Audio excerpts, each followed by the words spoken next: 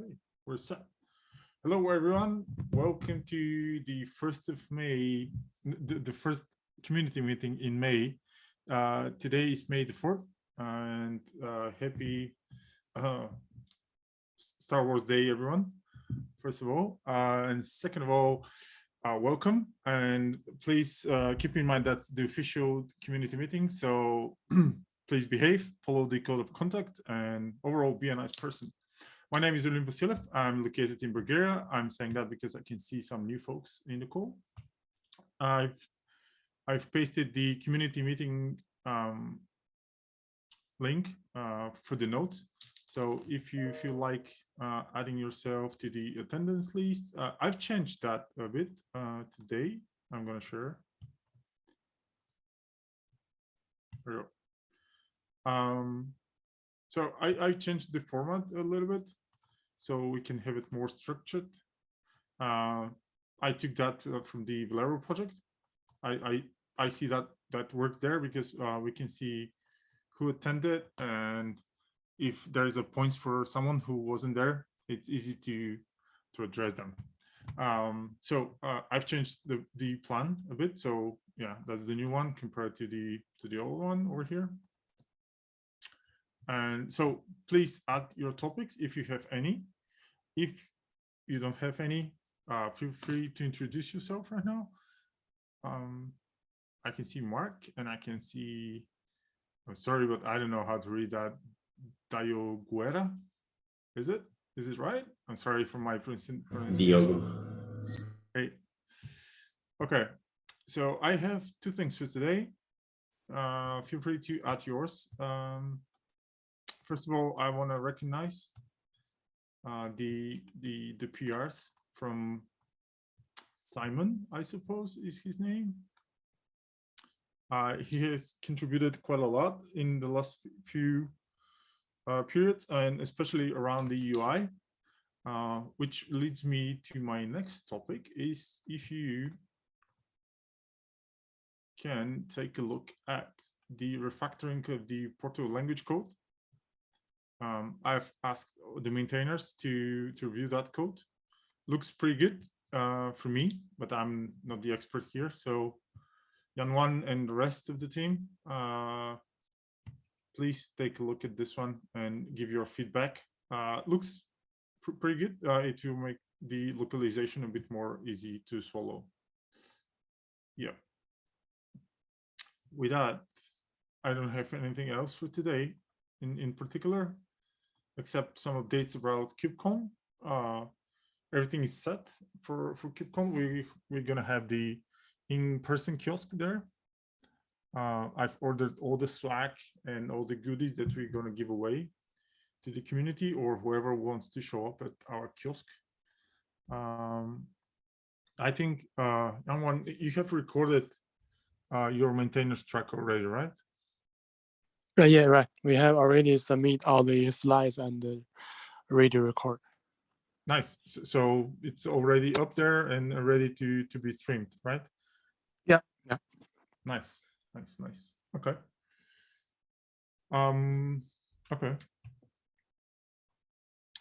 Yeah, I can update you on a few other stuff. The stale PR that I've opened last, I don't know when. Yeah, almost a month ago. It was merged, so I suppose in 20 days we will start having results after this one, so we can get rid of super old stales, and you can see the. Oops. You can see my screen, right? I hope so. We have, yep. Yeah, we have 270 issues which are stale. So I suppose in a month, all this will be closed. So our overall statistics about having super old open issues will be fixed a little bit. Why this one is stale, which is target 56, I don't know. Yeah. Checking in. maybe someone opened it too long ago. Yeah, 3 on March 3rd. And since then, okay, I'm gonna remove this tail from this one. I really hope All right. We will resolve this problem in 2.6. Yeah, I don't know. Are we? Yeah, we do. So it shouldn't be stale. Yeah. All right.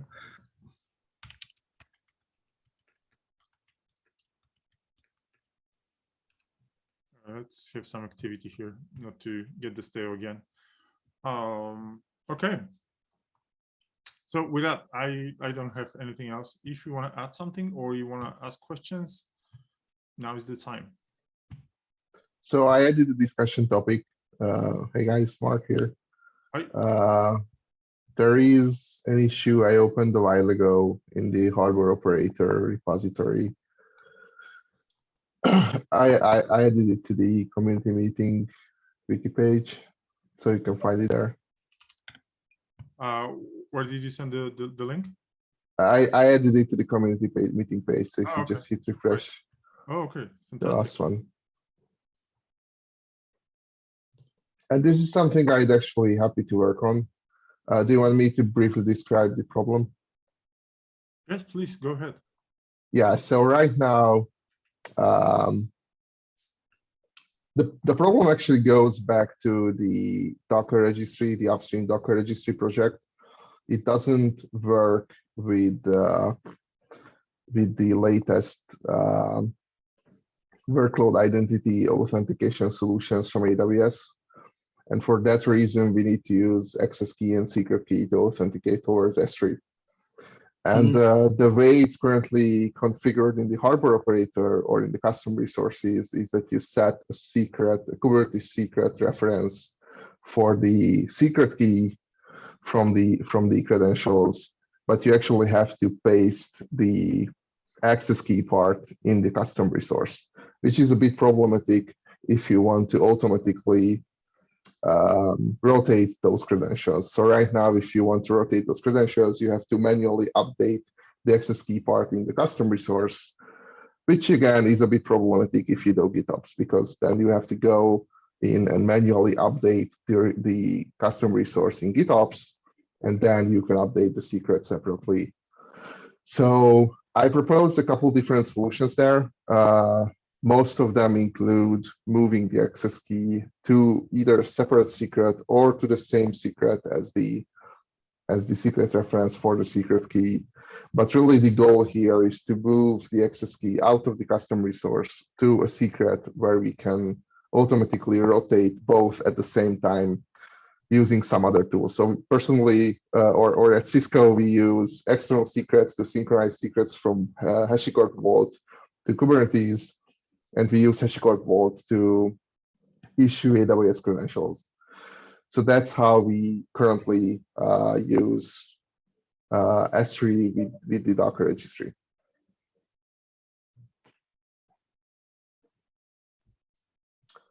Yeah, so that's the problem. And as I said, there are a couple different solutions. So we can introduce a separate secret for the access key. We can introduce a new secret for both credentials. Obviously, that would bring some changes to the CRDs or to the CRD for the registry. We can make that backward compatible or deprecate some stuff. I don't know which way you prefer. And as I said, I'd be happy to work on it. I can see that it's scheduled for release 1.4 right now, which is 2 releases out. I'd be happy to work on it if that speeds up the process, because this is critical for us. Because so we have a policy to rotate every secret every 60 days, and doing that manually is a bit of a pain. So we try to make that automatic as much as we can. Yeah, if you can work on that, it would be super cool. Steven Zhu is your person of contact for the operator decisions and stuff.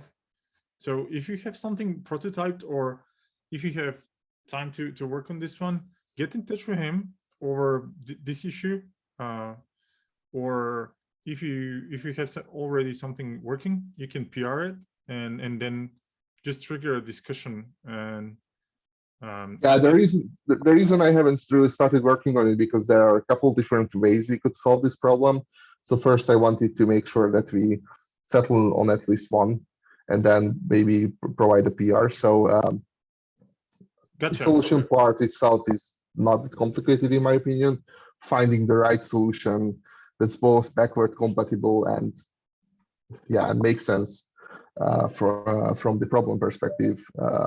That's kind of the first step. I tried to outline everything in the issue as much as I could, but I wanted to bring it up here as well. But I will ping Steven and then. I can do that right now. Okay, perfect. Yeah. Okay, fantastic.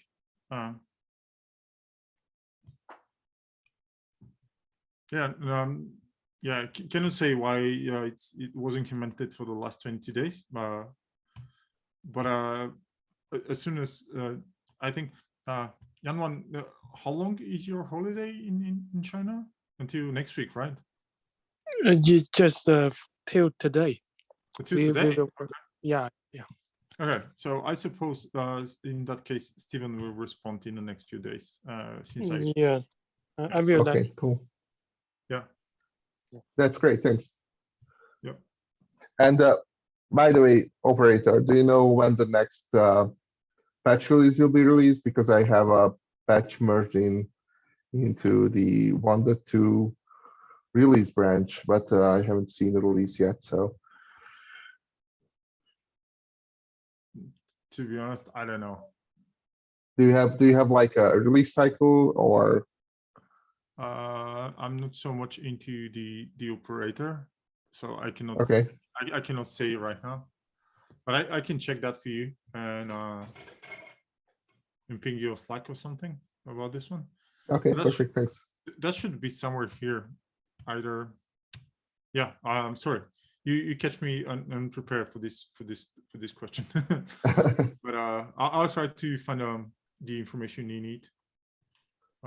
Yeah, I'm just so really I'm interested in general what the release cycle looks like for the operator, including both minor and patch versions, because yeah, as I said, I think there's only one in the current patch branch right now, but yeah, I'm so if you could, I don't know, it might make sense to document it somewhere in the README or somewhere around the repo.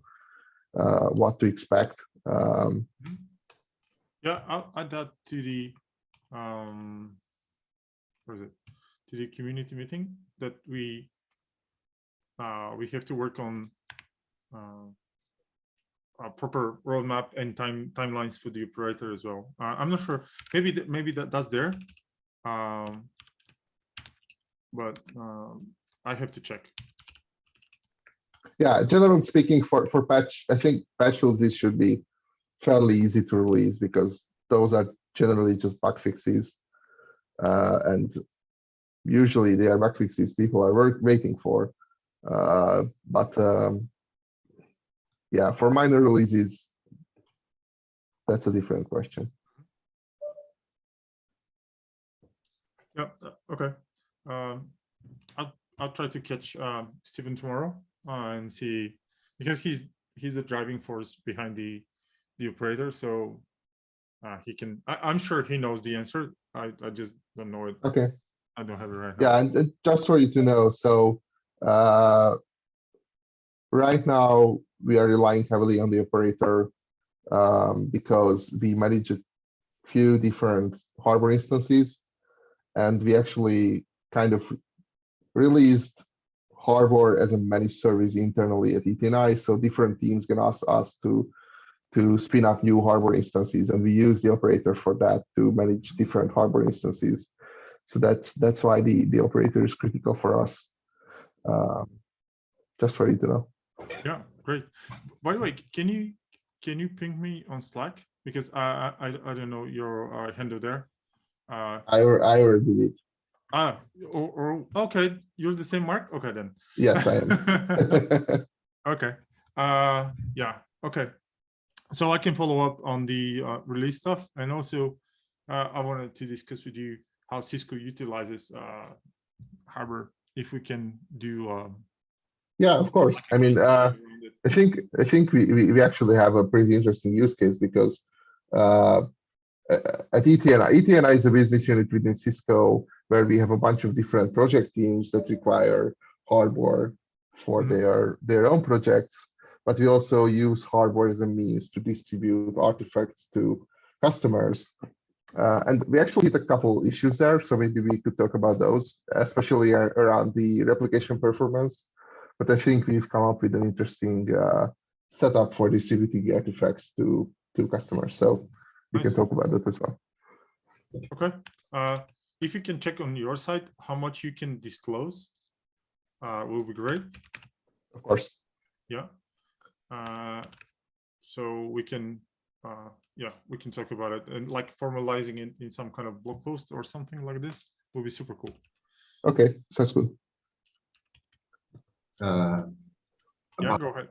About the replication, well, we actually yesterday had an issue where we set up a replication job with 50,000 objects, and it kind of broke our production hardware. I'm actually now curious because Mark talked about it, and I see some chatter also in issues upstream that the users are complaining about this issue that sometimes hardware stops working.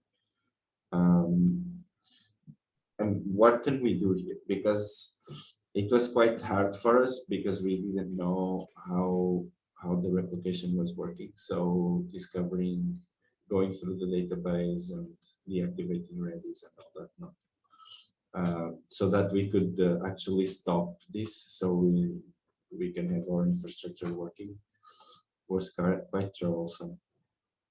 Is there any provision of, because we feel that the jobs should run in background, right? And this should be not noticeable for the user interacting with the hardware.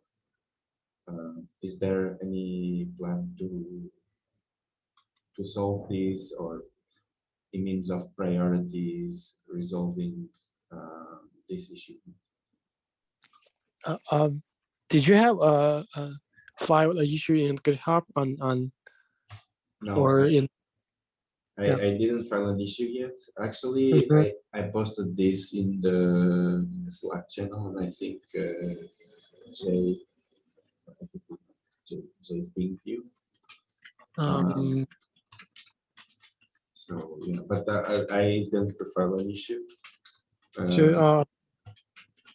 So could you just tag me in your thread so that I can respond to your problem?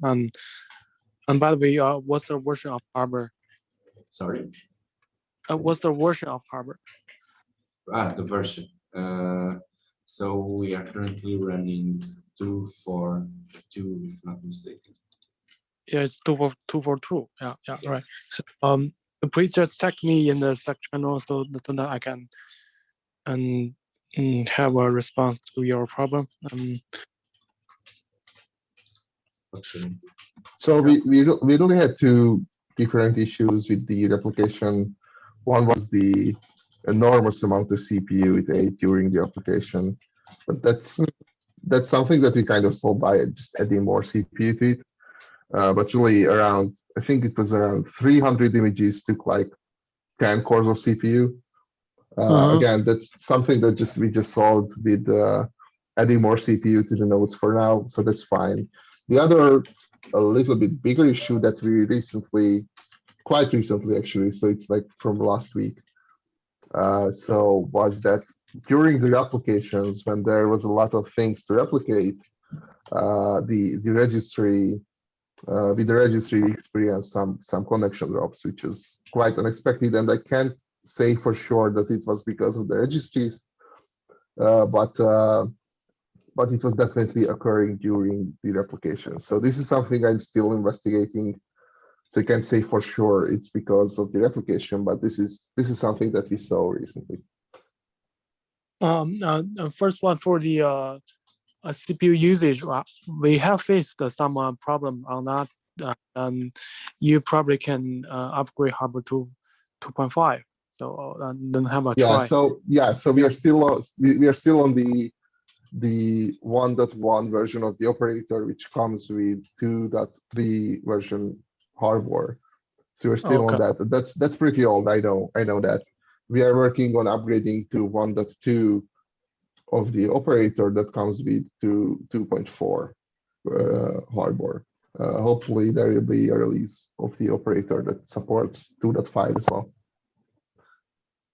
Yeah, the CPU usage probably had already fixed in the 2.5. So you just can try that version. And for the second one, and have you ever found problem or in the GitHub or in Not the yet. stack?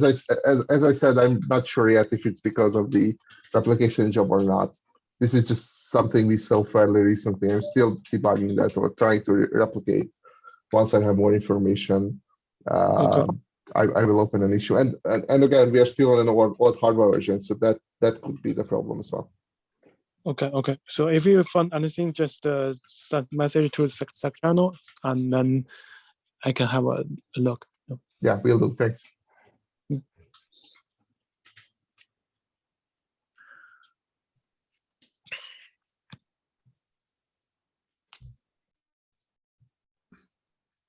All right.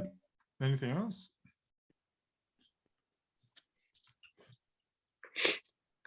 Hey, Pujas, welcome.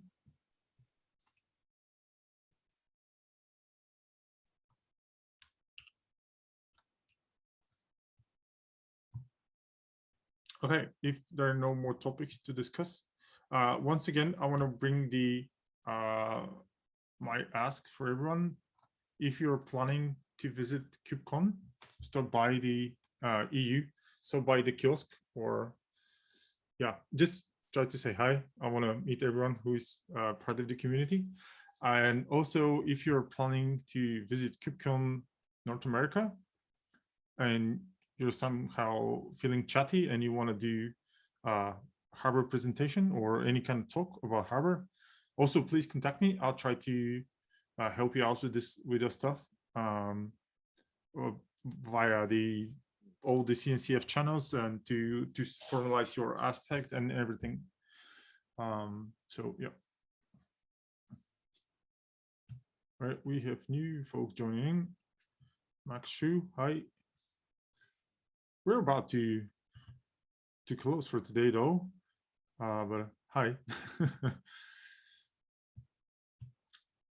Okay, with that, if that's all, once again, happy Star Wars Day. Enjoy, geek out, and see you next time then. Okay. Bye. Thanks. See you guys. Bye. Bye.